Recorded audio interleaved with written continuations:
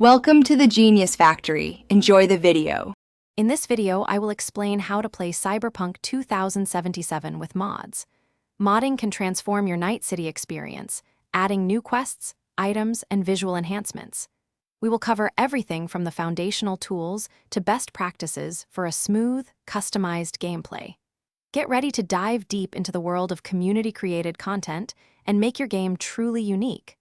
Let's get started on enhancing your adventure. To begin your modding journey, you will need a few fundamental tools. Cyber Engine Tweaks is crucial, providing an in-game console and script execution for many mods. Next, RED4X extends the game's scripting capabilities, allowing for more complex modifications.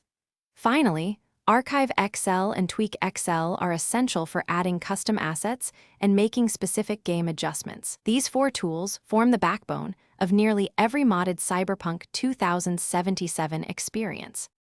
Once your core tools are set up, it is time to install some mods. Always download from trusted sites, with Nexus mods being the most popular choice. After downloading, carefully extract the mod files into the appropriate game folders, often within the archive or bin directories.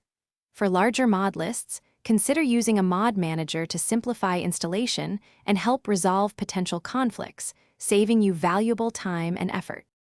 To ensure a smooth modding experience, always back up your game saves and original files before installing anything new.